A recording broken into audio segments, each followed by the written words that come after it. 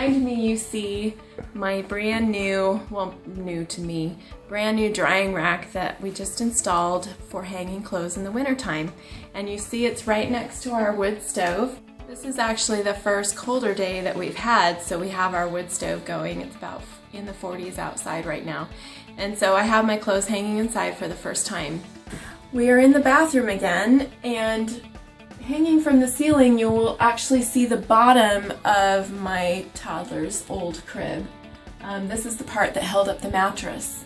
And I had seen online too that someone had used this for hanging clothes, but they hung hangers on the little wire mesh. And so we mounted this above the bathtub just because a lot of this stuff, it gets kind of drippy. And so this is the perfect place for that. And it was a perfect spot. It fits very well. And when the clothes are dripping, they'll drip right in the bathtub and they won't drip on the floor. This is all of the stuff that I wouldn't be able to hang on something like I have in the living room that has the slats. This is my bigger stuff, shirts and pants and other things, and I'm just hanging them from hangers. When we're ready to use our shower at night, they may be still a little bit damp, but they won't be dripping anymore, and I'll just hang them in an empty spot of the closet so that they're not dripping on the floor. You'll see my drying rack here. I've had plans of doing this for a long time. I actually saw this design online when we lived in St. Louis, which was almost 2 years ago now, and I thought it would be perfect for drying small things like socks, and to have some cloth diapers, some of my toddler's clothes that are small. It's perfect for those kind of things.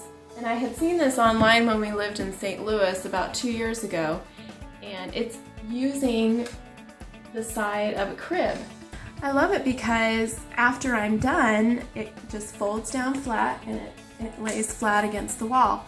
And when I'm using it, I can hold it up with this persimmon post that we cut from the yard. My little ones can actually pass underneath, so that's nice. They don't have to walk around it. Over here you see against the wall, it's mounted on plant hooks, you know, the kind of hooks that you would use to hang a hanging plant in a basket or something like that. So after I had seen this in St. Louis, it had always been my plan to do this, but I didn't want to go out and purchase a crib or find anything used when I already had a crib. And I just got my toddler out of his crib into a big boy bed, so I thought it was the perfect time to go ahead and use the crib, and that's what we did.